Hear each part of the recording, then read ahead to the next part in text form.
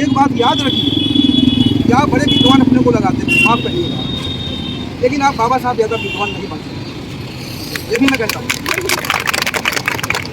और अगर उससे ज़्यादा विद्वान नहीं बन सकते तो आपकी भलाई इसी में तो उसकी बात मान लें।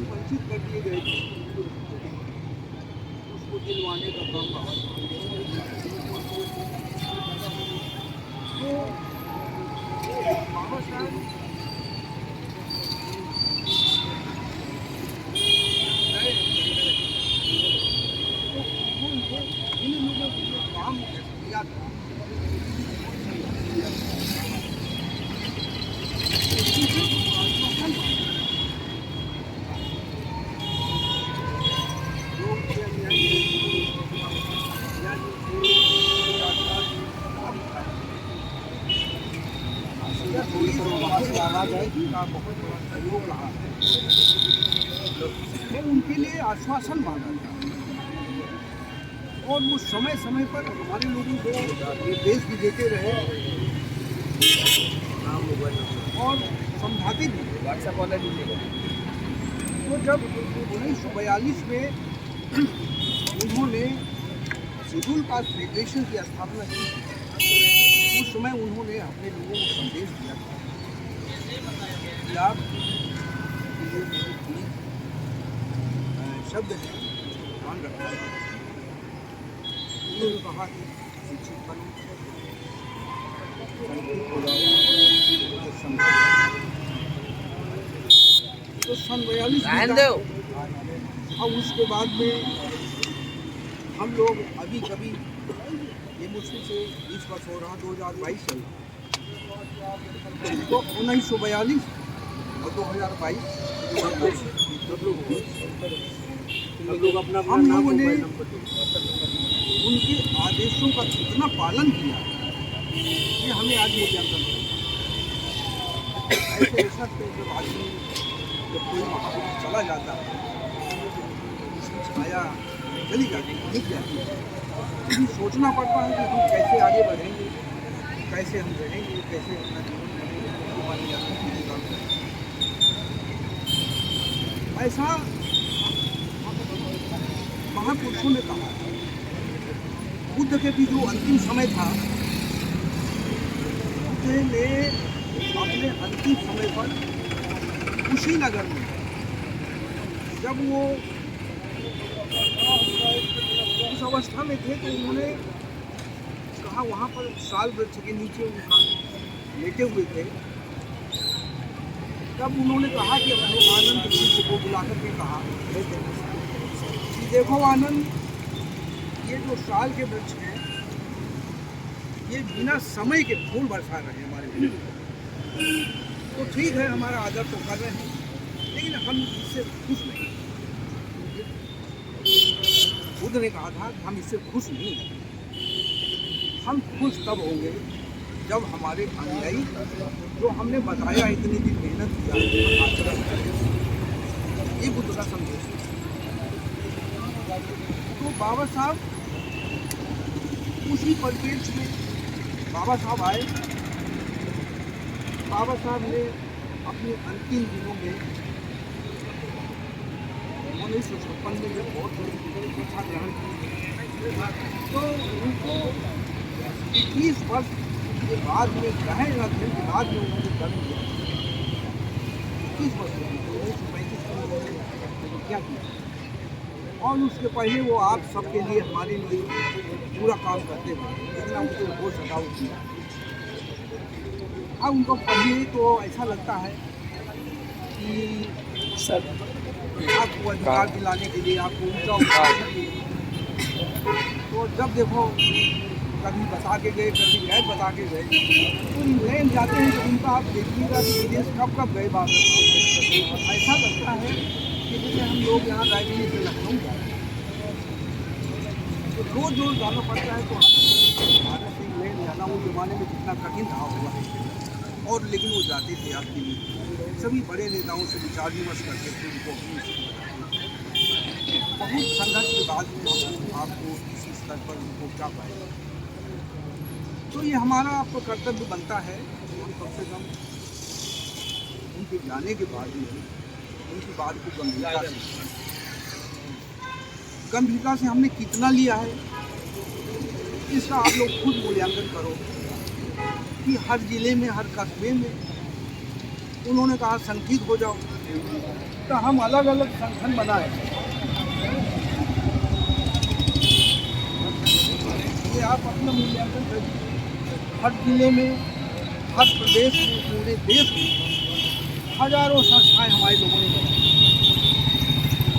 आज के दिन मैं इतना जरूर कहूँगा आप लोगों से, ज़्यादा इस पर तो चर्चा करेंगे तब और ज़्यादा विचार करेंगे, लेकिन एक बात मैं आपसे तो सामान्य रूप से कहना चाहता हूँ, जब भी आप किसी दूसरी संस्था में काम करें या दूसरी संस्था बनाएं, उसके संस्थापक बने, तो इतना जरूर पूछिए आपका मार्गदर्शन कौन कर रहा था, आपको किसने इस स्तर पर पहुँचाया, तो उसकी कोई बात नहीं मानेंगे आप, इतनी मानेंगे ये आपको तय करना है। उसने कहा आप संगठित हो जाइए, आप संगठित नहीं हुए, दूसरा संगठन बनाया आपने, क्यों बनाया ये आप अपना मूल्यांकन करिए। और फिर भी आप कहते हैं कि हम बाबा साहब के अनुयायी हैं, गलत क्या गलत चालू था। बुद्ध ने भी कहा था, जब संघ बनाया था उन्होंने, तो बुद्ध के संघ में ब्राह्मण भी आए, वैश्य भी आए और छोटी जातियां भी आई, राजा महाराजाओं के लड़के भी आए। तो बुद्ध ने कहा था, देखो हमारे संघ में जो आएगा तो ये सोच के आवे, जैसे गंगा, जमुना, ये सरस्वती नदी है, तिरुवती नदी है, ये नदियाँ बहती हैं, लेकिन जब समुद्र में आती हैं तो एक उनका पानी हो जाता है। पानी, समुद्र का पानी को आप बता सकते हो कि ये गंगा का पानी है या जमुना का पानी है, ये माही नदी का पानी है, राप्ती का पानी है। कोई आप समुद्र के पानी को देख सकते नहीं कह सकता कि अलग अलग पानी है। ऐसे ही बौद्ध धर्म था, ये बुद्ध ने आपको बताया था और समझा के बताया था, लेकिन हम बाबा साहब के अनुयायी आज भी हैं, लेकिन हम अलग अलग क्यों हैं? इतने दिन हो गए, हम हर साल मनाते हैं श्रद्धांजलि सभा, हर साल उनका जन्मदिन मनाते रहेंगे। इससे क्या होता है? आप कितनी बात मानते हैं इसको आप गंभीरता से अपना मूल्यांकन खुद करेंगे। और एक बात याद रखिए, क्या बड़े विद्वान अपने को लगाते थे, माफ़ करिएगा, लेकिन आप बाबा साहब ज़्यादा विद्वान नहीं बन सकते, ये भी मैं कहता हूँ। और अगर उससे ज़्यादा विद्वान नहीं बन सकते तो आपकी भलाई इसी में तो उसकी बात मान लें। जो उसने संस्थाएँ बनाई हैं उसमें काम करिए, उसको जीवित रखिए तो आप जीवित रहिए, नहीं आपका जीना मुश्किल हो जाए। और आप अपना इतिहास पढ़िए, जानिए, खोजबीन करिए, जहाँ बिगड़ गया है उसको सुधारिए। बुद्ध से भी बहुत लोगों ने पूछा था, खोज रहे थे, भगवान ने भी कहीं कोई बात ऐसी कही है कि हमारा समाज, हमारा कुल, ये कुल कैसे नष्ट हो जाते हैं, पतन हो जाता है, इनका बर्बादी हो जाती है, क्यों हो जाता है? बुद्ध से पूछा, और लोगों ने पूछा बुद्ध, तो बुद्ध ने कहा कि देखो ऐसा है। तो बुद्ध तो साधारण बात कहते हैं, लेकिन बोलती थी गंभीर बात। बुद्ध ने अपने जीवन में कोई व्यर्थ की बात नहीं बोली, ये भी आप सोचिए। तो उन्होंने कहा कि जो खोज खो गया है उसकी ये खोज भी नहीं करते कि हमारा क्यों खो गया। बुद्ध ने कहा, पहला तो यही बताया कि जो तुम्हारा खो गया है उसकी खोज भी नहीं करते हैं, उनका पतन हो जाता है। दूसरी चीज उन्होंने कही, जिसका कुछ टूट गया है उसकी मरम्मत नहीं करते, जो टूट गया है उसकी मरम्मत करते। और तीसरी बात बोली उन्होंने, बुद्ध ने, कि किसी अपने जो है बड़े का मान सम्मान नहीं करते, मान सम्मान नहीं करते, उनका भी पतन किया। और ये भी कहा, चौथी बात, कि किसी सज्जन पुरुष को जब वो नहीं बनाते, मुखिया नहीं बनाते हैं, उसकी बात नहीं मानते, तो भी पतन होता है। ये चार बातें बुद्ध ने कही। तो हम लोग, जो हमारे बच्चे आई, नई पीढ़ी आई, आगे आएगी, इनको पता नहीं कि हमारे पुरखों ने कितना कष्ट झेला होगा। इनको मालूम होना चाहिए कि आप बाजार में नहीं घुस सकते थे, आपके पुरख ऐसी यहाँ पे समस्या थी कि इस जो जात व्यवस्था है उसका भी आया जिक्र आया। जात व्यवस्था तो बाबा साहब ने बहुत खंडन किया है, सबके बीच में बोला है। अब वो तो जब बैठेंगे तो उसमें चर्चा होगी तो और बहुत बताएंगे उसमें। और इस जात व्यवस्था ने पूरे देश को बर्बाद कर दिया, देश को बर्बाद किया, हजारों वर्ष गुलाम बनाया, उसकी वजह से हम गुलाम हुए जात व्यवस्था ने।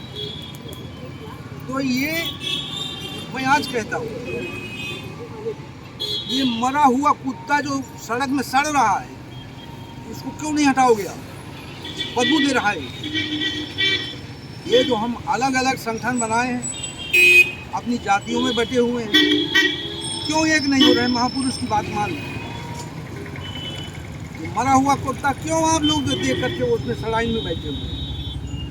वो जितना जल्दी हो उसकी सफाई करिए। आप जानते हैं कि मरा कुत्ता अगर सड़क में होगा कितनी बदबू देगा, बर्बाद कर देगा, वहाँ से निकलना मुश्किल हो जाएगा। इसी हालत आप होने जा रही है। इसीलिए जो हमारे लोग कह रहे हैं कि संविधान बचाओ, ये कर रहे हैं, दुनिया भर के कर रहे हैं। भाई तो देखिए हम बार बार दोहरा रहे हैं, तो वो दोहरा रहे हैं, वो देख रहे हैं कि मरा कुत्ता है, सड़ गया है, बर्बाद करने को उतावली है। तो मैं आज श्रद्धांजलि के रूप में इतना ही आप लोगों से निवेदन करूँगा, प्रार्थना करूँगा कि अपने महापुरुष की बात मान लो, ठीक हो जाए। जो भी संगठन बनाए हैं आप काम करिए, हम नहीं कहेंगे कि अपना संगठन खत्म कर दीजिए, ये मानिए। लेकिन जो बाबा साहब की संस्थाएं बनाई हैं, देखिए बुद्ध ने भी कोई उत्तराधिकारी नहीं बनाया था। बुद्ध ने अपना उत्तराधिकारी नहीं बनाया था, जिसका संसार में धर्म चलता है। 1/3 जनसंख्या बौद्ध है पूरे संसार में, तो बुद्ध ने अपना उत्तराधिकारी नहीं बनाया। लोगों ने पूछा कि कौन उत्तराधिकारी होगा, तो उन्होंने कहा कि हमने तो धर्म चलाया है, यही मेरा उत्तराधिकारी है, ये उत्तराधिकारी है। तो इसी में जो काम करेगा आराम से रहेगा। और मैं भी बता रहा हूँ कि अभी धर्म जो है, चाहे जैसी भी परिस्थिति पैदा हो, चाहे जैसी परिस्थिति पैदा हो जाए, अभी धर्म में बहुत कुछ देने को आपको दे सकता है और देगा। इसलिए आप निगलेक्ट मत करिएगा। और ये जो है जिस व्यवस्था में आप रह रहे हैं, जो हिंदू व्यवस्था जिसको बोलते हैं, इसमें आप कभी भी समान नहीं माने जाओगे, आप नीच रहोगे। आप अपना ख्याल भुला दीजिए कि आप कोई आपको बड़ी जाति वाला जो है आपको बराबर बैठा लेगा तो आप बड़े आदमी हो गए। धागा मान दिया, यहाँ लाल लाल धागा पूरे हाथों में बांध करके क्या क्या पहन करके निकलते हैं, तिलक लगा के निकलते हैं हमारे लोग, तो आप कोई मान लेगा। आप जो हो वही रहो, वो नीच रहोगे। शुद्ध भाषा में हम ये कहेंगे, तो भूल जाइए। आप बाबा साहब की बात को मान लीजिए। आज जो है उनकी श्रद्धांजलि सभा है, तो बाबा साहब ने कहा था कि जो आखिरी टाइम पर जब नेपाल जा रहे थे और सम्मेलन में, तो 15 शास्त्री थे उनके चेला, उन्होंने कहा कि अरे आप तो इतने बीमार हैं, तो कैसे वहाँ जाएंगे, क्या करेंगे? बाबा साहब इरिटेट हुए, थोड़ा सा उनको गुस्सा आया। उनका देख संग्राम ये तो तू बोल रहा है, ठीक है, हमारा स्वास्थ्य ठीक नहीं है, लेकिन इस काम के लिए हमारा स्वास्थ्य ठीक है, ये बोले। और मैं अपने जीवन का एक एक क्षण बौद्ध धर्म के लिए लगाऊंगा, इसके प्रचार में लगाऊंगा। अब मैं सोचता हूँ कि मैं भी 80 वर्ष का हो गया और इस श्रद्धांजलि सभा में भी खड़ा हूँ, आप सब बीच में खड़ा हूँ। मेरा जो समय बचा है मैं लगाऊंगा और मैं सीधे रायबरेली आया हूँ। हमारे जिला है, आप सब लोग हमारे, चाहे जहाँ भी काम करते हो, लेकिन हमें आपकी क्षमताओं पर हमको पूरा हमें जानकारी है। राजेश है या आपका सियाराम है, और हमारे यहाँ के जो रायबरेली के जो लोग हैं, हमारे भैया बाबू हैं, अमर सिंह चौधरी हैं, हमारे लोग कमल है, ये सब लोग हमने अभी थोड़े समय में परखा, इनमें बड़ी क्षमता है। ये अगर अपनी क्षमता का उपयोग करेंगे तो कम से कम हम प्रदेश भर में नहीं तो हम जिले में एक हो जाएंगे। जी जी जी, हम जिले में एक हो जाएंगे, हमारे लिए सब लोग, हम लोग एक हो जाएंगे। चाहे जिस जात की हो, जात भूल जाओ, सत्यनारायण तो बाबा साहब मानेगा वो हमारे साथ है। सत्यनारायण बाबू जी संघर्ष करो, वो हमारी जाति का है। जो बाबा साहब को नहीं मानेगा वो हमारी जात का नहीं है। ये मैं आपको कहता हूँ, घोषणा करता हूँ, जो आएगा जो बाबा साहब को मानेगा वो हमारा है, हम उसको मानेंगे, अपना जैसा मानेंगे। और मैं चाहता हूँ कि हमारा रायबरेली कम से कम छोटा सा जिला है और सब लोग मेहनत करो, हम भी करेंगे मेहनत आपके साथ में। और देखें एक और बात बताओ, शहद मीठा होता है, शहद मीठा होता है कि नहीं होता है? कौन बनाता है? मधुमक्खियाँ। तो मधुमक्खियों में एक ही रानी होती है, और सब उसके सर्वेंट होते हैं। अपना अपना काम जो है मधुमक्खियाँ करती रहती हैं। कोई पोस्ट के लिए कि मैं राष्ट्रीय अध्यक्ष हूँ, मैं योग नहीं करता हूँ। तो अगर मीठा फल पाना है तो मधुमक्खी जैसे काम करो। ठीक है ना, ये बेटा है और इसको करना चाहिए। तो हम कोई कुछ नहीं, हमें कमिश्नर मिश्नर न कहो, हम सबके अपने सब हम लोग कार्यकर्ता है। बाबा साहब का नाम है वो आपको हम लोग सम्मान बाबा साहब के कार्यकर्ता हैं हम लोग। जब थे कमिश्नर तब, अब नहीं, ये हम सबसे कहता हूँ। लेकिन आदर में कह देते चलो उतना आपकी पहचान है वो। कोई बात नहीं। हमने वो काम लेकिन किया है इसलिए। मैंने बहुत देखा, मैंने नौकरी में भी बहुत देखा। वहाँ थे डिप्टी कमिश्नर थे बरेली में, कुछ चपरासियों में डेलीगेशन आया तो मैंने कहा, वो खड़े होकर बोल रहे थे, चपरासी बैठ नहीं पा रहे थे हमारे सामने। डिप्टी कमिश्नर था तो हमने कहा क्या करने आओ तुम लोग, तो कहें कि बातें करनी। तो हमने कहा कि व्यक्तिगत बात है कि शक्ति है, फिर शक्ति है। तो हमने कहा बैठ जाओ कुर्सी में। पहले कुर्सी में बैठ, अब वो एक दूसरे को देखने लगे, साहब पहले कुर्सी में बैठ पहले। तो हमने कहा कि वो बैठे नहीं। हमने कहा देखो, अगर तुम कुर्सी में नहीं बैठ सकते मेरे सामने तो तुम भाग जाओ यहाँ से। हम नहीं तुम्हारी इसमें करना होगा, बैठो। जब जोर दे के मैंने कहा तो बैठ गए। अब सोचने लगे कि सन 48 से लेकर के 85 तक तो कोई हमको बैठने को नहीं दिया, स्टूल नहीं दिया चपरासी को, और हमको कुर्सी दे दिया। साहब ने कहा कि बैठ हमारे सामने कुर्सी बैठाया। तो हमको एक पॉइंट बताए वो, ये परेशानी वो परेशानी वो परेशानी। हमने कहा ये तो ठीक ही है, तो चलो ठीक है, तो ये हो जाएगा, ये नहीं होगा। लेकिन तुम ये बताओ इसमें और बातें क्यों नहीं लिखी। तो कहीं क्या, तो हमने कहा तुम कहाँ रहते हो, कहीं कॉलोनी में। हमने कहा लाइट है, तो कहीं लाइट गड़बड़। हमने कहा कि बच्चों को टट्टी पेशाब डालने के लिए गुसल खाना है कि नहीं है, पानी आता कि नहीं आता, बिजली आती कि नहीं आती। हमने कहा तुम्हारे लड़के का अपने लड़कों को चपरासी बनाओगे क्या, अरे अफसर बनाओ, बड़ा बनाओ ना, बड़ा बनाओ। पानी नहीं तो बताओ कहाँ, कहीं पाइप नहीं आती। तो हमने कहा कल तुमने कहा पानी वालों को बुलाओ, लाइन खोलना शुरू करो, ले जाए तुम्हारे कॉलोनी, सब बनवाओ, बराबर करो। अब वो हमने 2 पॉइंट और ऐड करके जोड़ करके हमने कहा था, और किसके पास वर्दी है नहीं है, तो मेरे पास कोर्ट नहीं आता, नहीं बहुत पड़ती है, कोर्ट नहीं मिला। तो हमने कहा ये तो क्यों नहीं लिखा, गर्म कपड़े चाहिए, सूती कपड़े चाहिए, साल में एक बार सूती कपड़े, और 2 साल 3 साल में हमको कोट चाहिए, वो चाहिए, क्यों। हमने कहा ये क्यों नहीं लिखा इसमें, लिखो इसमें। लिखवाया, सबको दिया। तो मैं सबको बराबर करने के लिए कोशिश कर रहा हूँ। ये क्या चपरासी, क्या बाबू, क्या वो हमारे समाज में है चपरासी तो हमारे ही बाहर है, तो क्या करें, इसमें कुछ करना है। इसीलिए तो हम सब उनको बोलते हैं सर।